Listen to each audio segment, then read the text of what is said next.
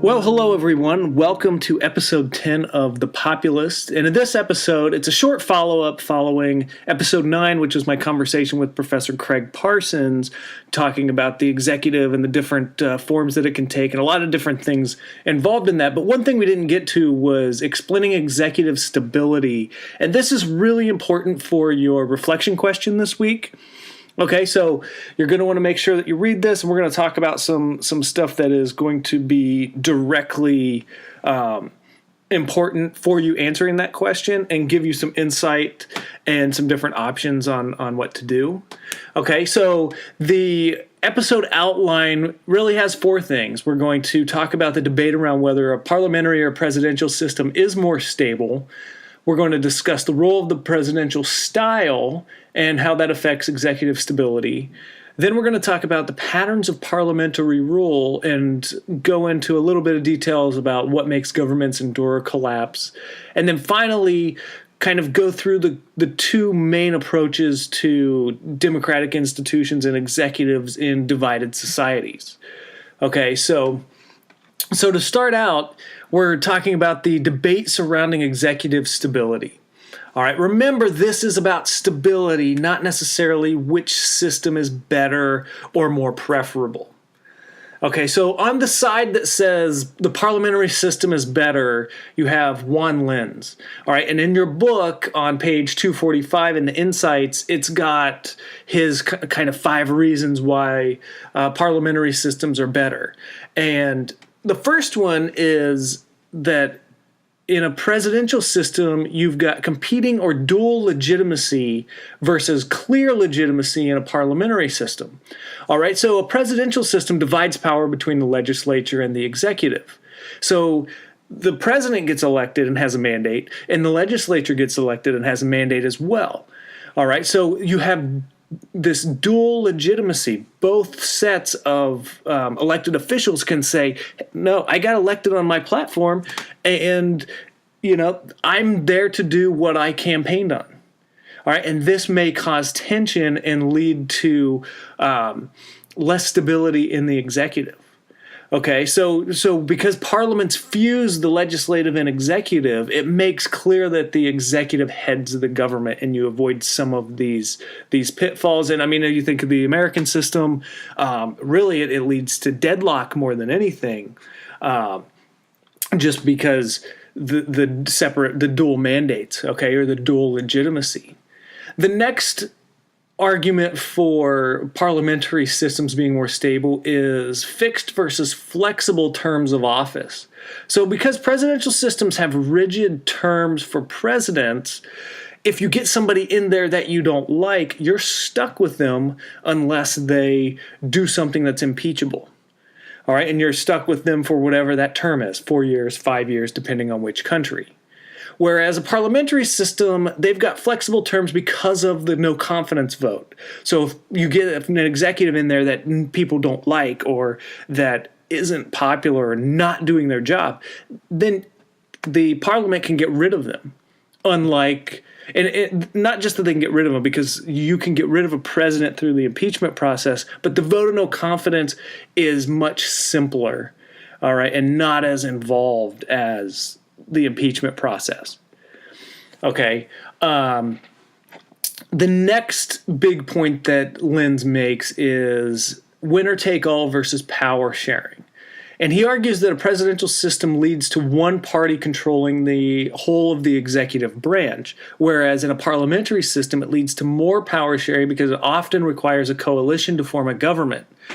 So you have multiple parties and multiple interests being represented in the executive, whereas a presidential system, like in the United States or Mexico or Brazil, places like that, you aren't going to get multiple parties. You get one. In the United States, for 8 years, we had Barack Obama, and the Democrats controlled the executive. Now we have Donald Trump, and the Republicans control the executive. All right. Whereas in the parliamentary systems, you can get multi-party coalitions that are going to be more representative and force people to come to more compromise, making it a little more stable, at least according to Linz. So the next argument that Linz makes concerns the presidential versus prime ministerial style. All right, so presidential systems tend to lead to a more authoritarian and bombastic style of leadership, whereas parliamentary systems rely much more on negotiations because prime ministers don't want to alienate potential partners. And as I just said, with most governments and parliamentary systems needing to be a coalition, this ends up being more important. It kind of tones down some of the divisive rhetoric, and it allows different groups to work together better, is what Lenz would say. The next argument that Lenz would make is that you get outsider versus insider executives. And what he means by this is presidents are more likely to be outsiders, and they may have significantly different ideas about policy and governing than established parties. We don't have to look very far. This is exemplified in President Donald Trump right now. He is broken with orthodoxy from the last 30 years. So he was definitely an outsider in that sense. And then prime ministers, Lenz argues, are more likely to be insiders that have risen through the ranks of parliament through time. So think back to the previous, not necessarily the previous one, but one of last week's podcasts where I talked about how the parliamentary system and the party system that it has, it kind of puts future executives in there. They have to run for office first and then kind of move their way up in the ranks before they're able to actually be the executives. So Lenz argues that these factors make parliamentary systems more stable, and he argues that presidential systems are more likely to be taken over by authoritarians. Now, this isn't without criticism. The article that you have to read for class, Manwaring and Schugert, is critiquing Juan Lenz. And there's on page 246, there's an insight box that breaks down kind of their main arguments. And on a theoretical level, parliamentarism, or being a parliamentary system, it depends on other institutions. So it depends on political parties. It depends on the electoral system. So different institutions can also make a parliamentary system more unstable than Lenz argues that it is, at least according to Manwaring and Schugert. And they also argue that a one-party majority gives the prime minister a lot of control and power. So if you are in a system where one party normally wins in a parliamentary system, it's not necessarily a given that the parliamentary system itself is going to be a reason for stability. Because if one party wins with a single-party majority, they can basically do what they want. But if they lose the next election and that party has a single-party majority, then they can almost reverse everything that just happened, so it can lead to instability. But their argument on the theoretical level is that it's not the parliamentary system all by itself that is inherently more stable. There are other institutions, like political parties, like the electoral rules, that can make a parliamentary system more stable, but also that a parliamentary system can be winner take all, as I just described with the one-party majority. Now, there's an empirical critique that they put out as well, and this is just what do we see in the world that doesn't quite match up with this, but what doesn't quite match up with the argument that parliamentary systems are inherently more stable. And what they point out is that parliamentary countries have tended to often be wealthier European countries. And what actually might be causing democracy and stability in Europe is wealth, while poverty is causing authoritarianism and instability in places like Africa or South America. All right, these European countries are also smaller. And many of your stable parliamentary systems were also found in former British colonies. So it could be other factors that are leading to this stability and not the parliamentary system. And then they show that the presidential countries have also they generally tended to be poorer countries, often found in South America and Africa. And they also tend to be larger geographically, so you have more people and more land to rule over. So that is the critique from Manwaring and Sugar, but make sure that you're reading the article because they break it down, they go into more detail. But there are two sides to this coin. That's the point, is that there are some people that are going to say that the parliamentary system is more stable because of X, Y, and Z. But then there is the critique that, no, it's not necessarily what's doing the work. So, make sure that you're reading through that article and thinking about where you come down on that. So the next factor that we want to look at that helps to kind of explain executive stability is the role of style of presidential rule. What's the style of the president? How do they rule? What are some of the things that they do? And some of these styles are less desirable. But in general, elected leaders in a democracy are expected to work within a society that has rules and other institutions like legislatures and courts. But executives also have big powers to influence the economy. I mean, they can propose budgets, they collect taxes, they can regulate the economy, and they also staff key economic institutions like a central bank and like the finance minister or the head of the treasury. So one style that we'll talk more about in week 10, but it's worth bringing up now, is populism. And this is the political approach in which executive leaders make direct appeals to the people, and they seek to develop direct political ties with the masses. And what this leads to a lot of the times is populist presidents use the resources of the government to reinforce their own personal power. And they often spend large amounts of money to help supporters at the detriment of longer-term fiscal health of the country. So, yes, you might have a core group of supporters that you want to reward for getting you into office. But in doing that, it can damage the fiscal health of your country. And a great example is Hugo Chavez in Venezuela. I mean, look up some articles about Venezuela now. It's a nightmare.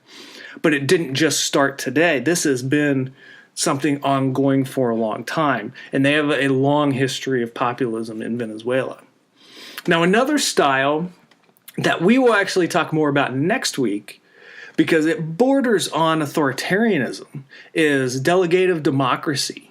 So in this, I mean, somebody is elected, but once they're elected, the president gets substantial powers. They see themselves as being delegated power for a period of time. So they sit in the office and they basically can do what they want. They don't see themselves as representing the people's interests. They see them as the people elected me. Now I get to do what I see as best. All right, and this is also in your book on page 247, O'Donnell, because that's who wrote the article. So you'll get a little blurb about it this week, but next week you'll get to read the entire article. And as I said, this borders on authoritarianism because there aren't that many checks on the president's power. And there's little accountability to other institutions like courts and legislatures because they just don't have a whole lot of influence. And it's not entirely authoritarian. It's not as if elections don't matter or term limits don't matter, because these people generally will respect some limitation. Often elections and term limits, but when they're in office, they kind of, rule with a heavy hand and do as they please. All right, so that's a couple different styles of presidential rule that are considered by many to be less desirable. Okay, talking about populism and delegative democracy. And populism can, we'll talk more in week 10 about this, but it can come from the right and come from the left. I mean, Donald Trump is considered a populist, but so was Bernie Sanders. So, we'll talk more about that and get into the details. So the next thing to discuss is patterns of parliamentary rule. So what makes governments endure or collapse? Because you see wide-ranging patterns of stability and instability in parliamentary systems. And some of these governments are unstable, like Italy is one of the better examples, and one that your book gives, where it's generally considered a weak parliamentary system. Since the end of World War II, they've had more than 40 different prime ministers and over 60 different governments, if you count every time that there's like a cabinet reshuffle or turnover in the executive as being a new government. Now, just because a place like Italy has lots of turnover, it doesn't mean that the crisis in a government is a crisis of regime where democracy itself becomes threatened. All right, so there's been a lot of instability and a lot of turnover, but there's also some ways that even Italian politics has been stable in certain ways, because a lot of the prime ministers, so they've had 40 different prime ministers, but it's not like they've had 40 different people in that office. All right, many of the prime ministers have been elected multiple times, and many more than 3 times. The most recent being Silvio Berlusconi, who was elected 3 times in Italy. But that's an example of one of the more unstable parliamentary systems. But not all governments are unstable. Especially in your parliamentary systems, they have through time developed power-sharing models that tend to be more inclusive and allow more groups to have a say in decisions. And parliamentary systems tend to include these many different groups and parties and interests through things like the electoral rolls that generally favor multi-party systems. And also through cooperation, which can happen when different groups in society have reasons to power share and to build trust with each other. All right, because of electoral rules, or because there's going to be a coalitional government, these incentives exist. Otherwise, you end up like Belgium did for multiple years, not having a government, and you just basically had an executive that continued to function, but not actually make any changes or move society in one way or another. All right, so moving on to democratic institutions in divided societies, or executives and some of the other institutions in divided societies. There's generally 2 main approaches that scholars have advocated. And the first is called centripetalism, or the centripetal approach, and the other is consociationalism, or the consociational or power-sharing approach. So centripetalism, think of this as moving towards the center. In this approach to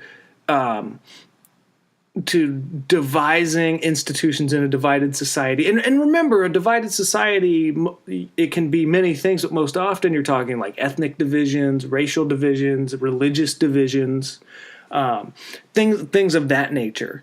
So centripetalism would say we need our everybody to move towards the center. We need to emphasize national unity. We need to depoliticize the ethnic or religious divisions and help bridge these social cleavages and create incentives for the majority to accommodate minority groups.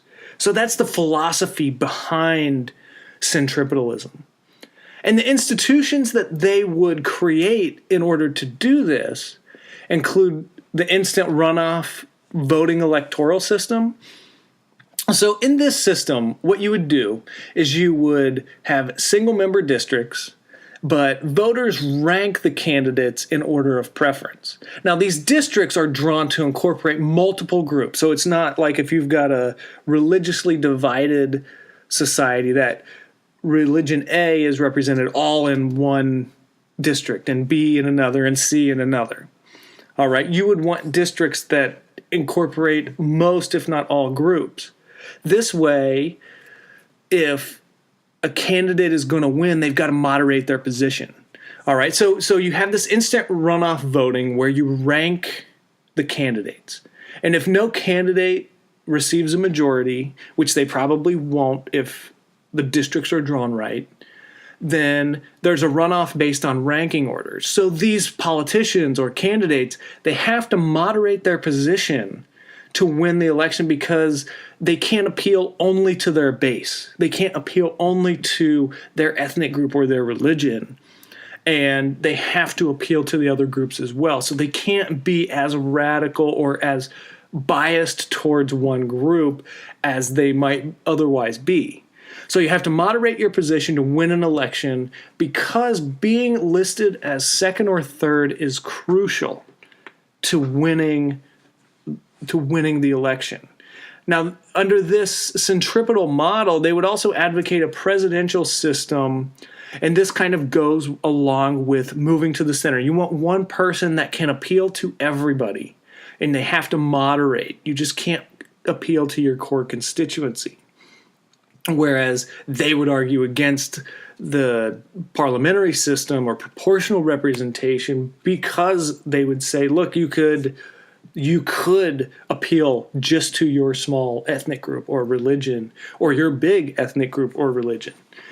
Okay, and then they would also argue that it could be a unitary or a federal system. It depends on the context. It kind of depends on the national history and culture.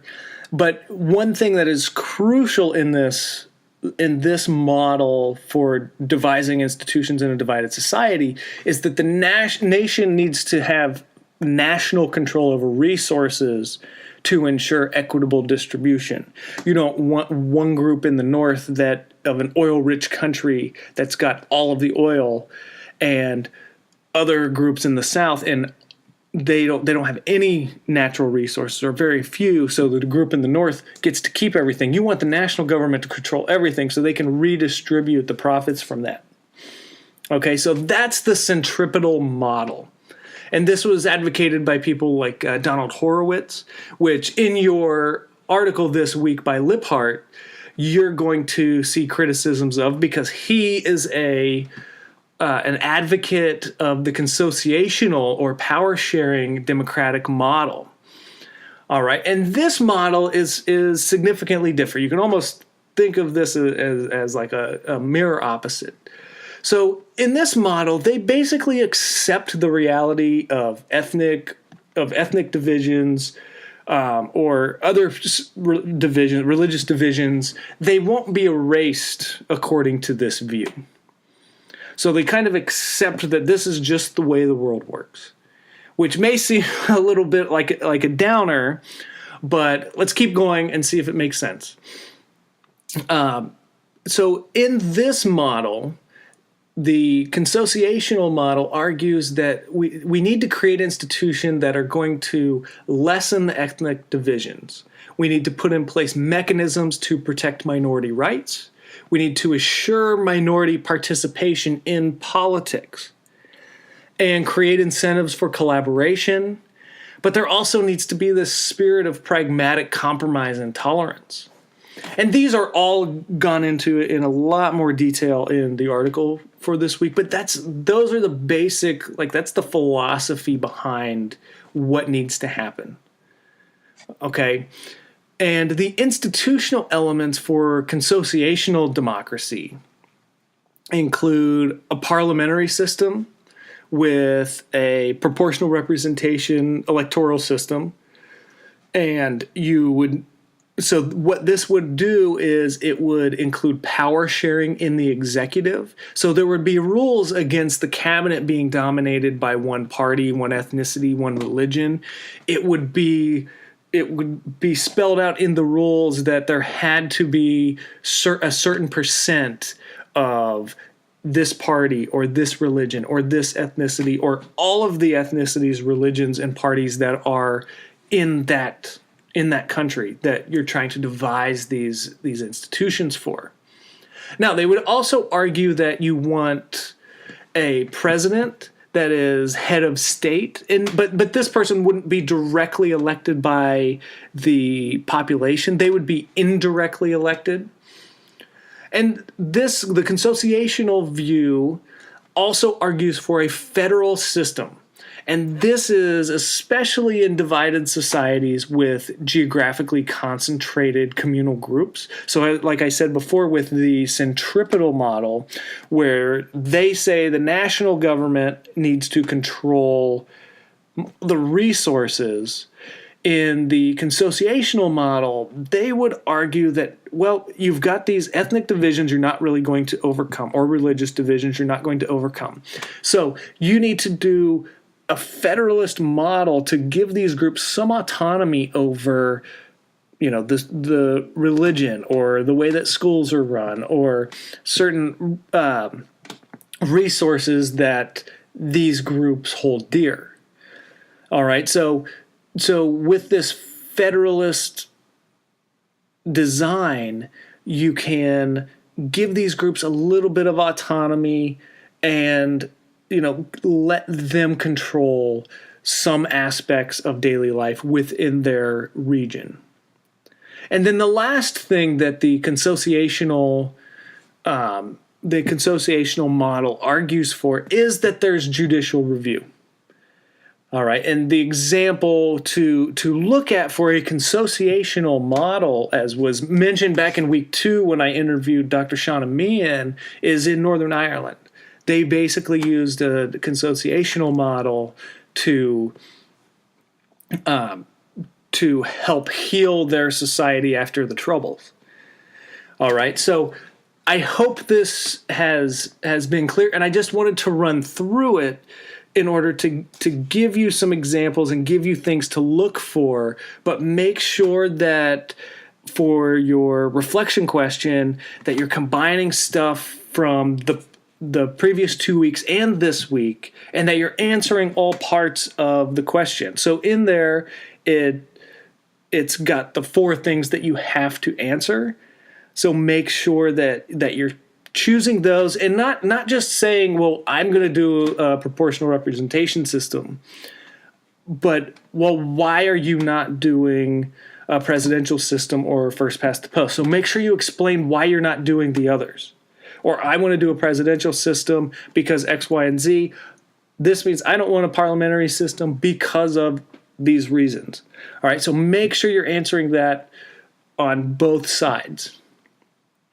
All right. And again, if any of this is unclear or you have questions about or I referenced something that you're unsure about, make sure to comment in the discussion under this on Canvas and, keep up on the readings, keep up on your quizzes.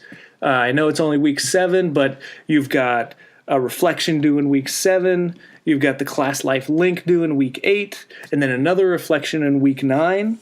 So, and then you got a couple weeks off, and then you'll have the final paper. So, but here you kind of get hit a few weeks in a row with things to turn in. So make sure you're staying on top of things, and make sure you're contacting me if something's not clear or if you have questions. But all right, so to kind of review what we went through in this episode is we first talked about the debate around whether a parliamentary system or a presidential system is more stable. Then we talked about the role of the presidential style and how that can affect executive stability. And then we talked about some patterns of parliamentary rule, talking about Italy and talking about some other places. And then finally we got into the 2 main approaches to devising institutions in divided societies, being the centripetal approach and the consociational approach. So again, ask questions if things aren't clear, but until next time, have a good one.